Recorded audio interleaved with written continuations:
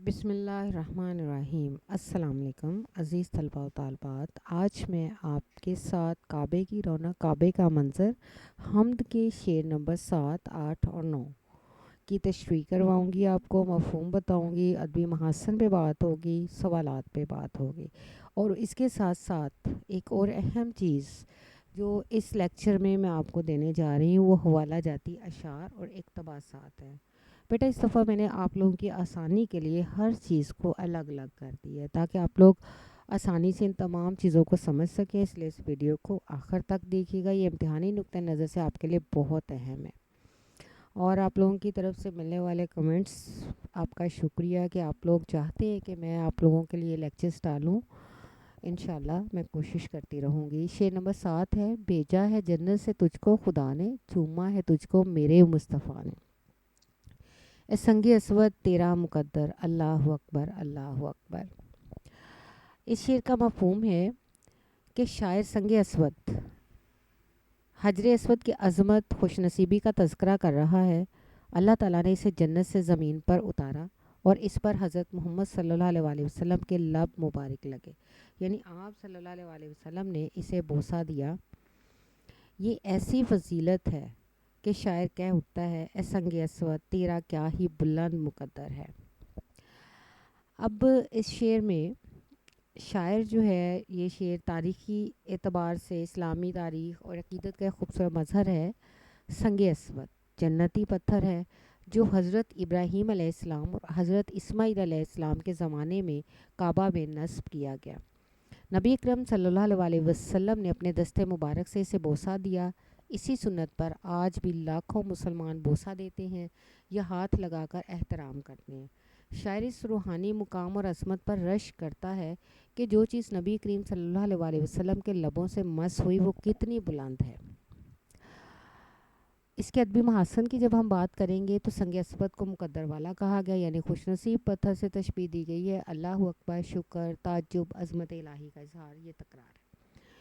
مصطفیٰ اور مقدر الفاظ کا حسن انتخاب اور اہم آہنگی رعایت لفظی کی بہترین مثال ہے۔ جذبات سے بھرپور، دل کو چھو لینے والا انداز رقت انگیزی ہے۔ نبی کریم صلی اللہ علیہ وآلہ وسلم سے بے پناہ محبت کا اظہار۔ اس شعر کے سوال و جواب کی جب ہم بات کرتے ہیں، سنگ اسود کی اصل کیا ہے؟ یہ جنت سے نازل کردہ پتھر ہے جو خانہ کعبہ کے ایک کونے میں نصب ہے۔ نبی کریم صلی اللہ علیہ وآلہ وسلم کا اس پتھر سے کیا تعلق ہے؟ آپ صلی اللہ علیہ وآلہ وسلم نے حجر اسود کو بوسہ دیا اور اسے عزت دی۔ پھر سوال ہے آپ سے کہ شاعر نے تیرا مقدر کیوں کہا؟ اس لیے کہ سنگ اسود کو اللہ نے جنت سے اتارا اور نبی پاک صلی اللہ علیہ وسلم نے اسے بوسہ دیا۔ یہ عظیم فضیلت ہے۔ یہ شعر سننے اور پڑھنے والے کے دل میں عقیدت، محبت اور خشیت پیدا کرتے ہیں۔ ایسی حمدیہ یا نعتیہ شاعری دل کو نرم کرتی ہے اور ایمان کو تازہ کرتی ہے۔ شعر نمبر 8 ہے: دیکھا صفا اور مروہ بھی دیکھا، رب کے کرم کا جلوہ بھی دیکھا، دیکھا وہاں ایک سروں کا سمندر، اللہ اکبر اللہ اکبر۔ عزیز طلباء و طالبات، اس کا مفہوم ہے کہ شاعر بتا رہا ہے کہ اس نے صفا اور مروہ کی مقدس پہاڑیاں دیکھی جہاں حضرت ہاجرہ کی سعی کی یاد تازہ ہوتی ہے۔ وہاں اس نے اللہ کے انعام و اکرام کے مظاہر دیکھے۔ اس نے حرم میں موجود حجاج کرام کے ہجوم کو ایک سروں کے سمندر کی طرح محسوس کیا اور دل سے پکارا: اللہ اکبر، اللہ سب سے بڑا ہے۔ اس شعر میں صفا و مروہ کی زیارت ایک حاجی کے لیے روحانی سرور کا باعث ہوتی ہے۔ یہ وہ مقام ہے جہاں حضرت ہاجرہ نے پانی کی تلاش میں دوڑ لگائی تھی۔ اللہ نے اس عمل کو صحیح قرار دے کر حج عمرہ کا رکن بنا دیا۔ رب کے کرم کا جلوہ، شاعر نے ان مقامات پر اللہ کی رحمت، فضل اور قربت کو محسوس کیا۔ سروں کا سمندر، لاکھوں حاجیوں کا ہجوم شاعر کی نظر میں محض ہجوم نہیں بلکہ ایک روحانی طوفان ہے۔ ہر سر، ہر انسان ایک الگ دعا ہے، ایک الگ فریاد لیے ہوئے۔ یہ منظر بے مثال ہے۔ اس کے ادبی محاسن کی جب ہم بات کرتے ہیں، دیکھا دیکھا منظر کی وسعت اور روحانی اثر کو بڑھاتا ہے۔ یہ تکرار ہے۔ سروں کا سمندر مجازی انداز میں ہجوم کی وسعت کا بیان ہے، استعارہ ہے۔ عوام الناس کو سمندر سے تشبیہ دینا شاعرانہ انداز ہے، تشبیہ و تمثیل کی مثال ہے۔ صفا و مروہ، کرم رب اور اللہ اکبر کا ذکر، یہ احساس روحانیت ہے۔ اس کے سوال جواب کی جب ہم بات کرتے ہیں صفا و مروہ کی اہمیت کیا ہے، یہ وہ مقدس مقامات ہے جہاں حضرت ہاجرہ نے اللہ پر بھروسہ کرتے ہوئے پانی کی تلاش میں دوڑ لگائی. یہ عمل حج کا رکن ہے. رب کے کرم کا جلوہ سے کیا مراد ہے؟ اللہ کی طرف سے ملنے والی رحمت، فضل، سکون اور روحانی سرور. شاعر نے سروں کا سمندر کیوں کہا؟ لاکھوں حجاج کرام کا ایک عظیم اجتماع جو ہر طرف نظر آتا ہے، اس کا حسین منظر. یہ شعر سننے والے کو حج کی تمنا، بیت اللہ کی زیارت کی خواہش اور اللہ کے قرب کا احساس دلاتا ہے. شعر نمبر 9 ہے، مولا سبی اور کیا چاہتا ہے، بس مغفرت کی عطا چاہتا ہے، بخشش کے طالب پہ اپنا کرم کر، اللہ اکبر اللہ اکبر. اس شعر کا مفہوم ہے، شاعر بندہ مومن اللہ تعالیٰ کے حضور انتہائی عاجزی اور انکساری کے ساتھ عرض کر رہا ہے، اے اللہ تیرا بندہ اور کچھ نہیں مانگتا، وہ صرف تیری مغفرت، تیرا کرم اور بخشش چاہتا ہے. تو اسے معاف فرما دے کہ وہ صرف تیرا بندہ ہے. اللہ اکبر، اللہ کی عظمت کا اقرار جو سب پر غالب ہے. اس شعر میں مولا سبی یہ اسم یا تخلص ہو سکتا ہے یا کوئی خود کو خاکسار ظاہر کر رہا ہے اور کیا چاہتا ہے. دنیاوی حس و طمع سے ہٹ کر شاعر کیا کہہ رہا ہے کہ اصل دولت تو مغفرت ہے، بخشش کی طالب.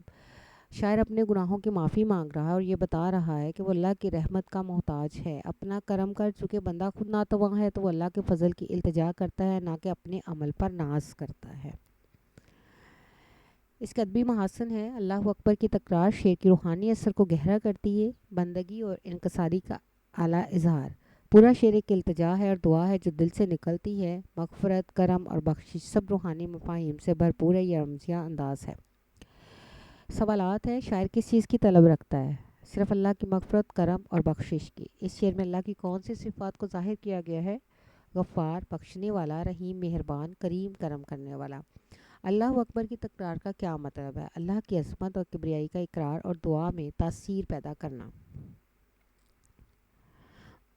یہ شعر ہمیں سکھاتا ہے کہ حقیقی طلب مغفرت کی ہوتی ہے، دنیا کی نہیں. جب بندہ خود کو کچھ نہیں سمجھتا تو اللہ اسے سب کچھ عطا کر دیتا ہے. بے شک. اب بیٹا آپ کے لیے یہ حوالہ جاتی اشعار اور اقتباسات ہیں. کچھ مغفرت اور رحمت کے متعلق قرآنی آیات ہیں. میری رحمت ہر چیز پر حاوی ہے، کرم تیرا ہے یا رب کے نہ تھی ذات میری کچھ بھی، تو نے بخشا تو ملی دولت بیداری بھی. بیت اللہ اور حرم کی عظمت کے حوالے سے ہے، ایک نیکی کا اجر حرم میں 1,00,000 نیکیوں کے برابر ہے. حرم کی خاک بھی مجھ کو ہے آنکھ کا سرما، یہی ہے سب سے بڑی دولت گدائی کی. دعا و بخشش کی طلب کے حوالے سے ہے عجب شان تیری اے خالق عالم تیری، بخش دیتا ہے گناہ مانگنے والوں کو تو. پھر قرآنی دعا ہے، رب اغفر لی ورحمنی، اے میرے رب مجھے بخش دے اور مجھ پر رحم فرما. اسی طریقے سے عاجزی اور انکساری کا اظہار ہے، نہ کوئی عمل ہے پاس میرے، نہ کوئی زیادہ سفر، پھر بھی امید کرم ہے تیرے کرم کا آسرا. گریہ زاری، آنسو اور غلاف کعبہ پکڑنے کا منظر. گر پڑے سجدے میں آ کر بخش دے گا ہر خطا، کعبہ والوں کا خدا بندوں سے شرمندہ نہیں. پھر اسی طریقے سے یہ کچھ قرآنی آیات ہیں، احادیث ہیں حجر اسود کے حوالے سے.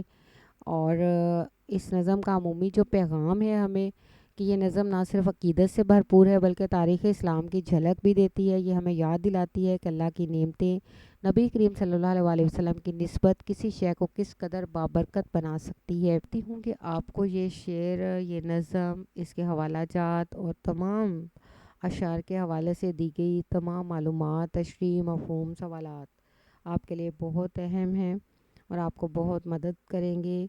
اگر آپ کو یہ سارا میرا لیکچر پسند آیا تو لائک کیجئے گا اور شیئر کیجئے گا تاکہ یہ صدقہ جاریہ ہے، جتنے لوگوں تک یہ پہنچے، جتنے اسٹوڈنٹس کو اس کا فائدہ ہو سکے. یہ میرے لیے بھی باعث فخر بات ہوگی. اور آپ لوگوں کا بہت شکریہ. جزاک اللہ. دعاؤں میں یاد رکھیے گا. اللہ حافظ.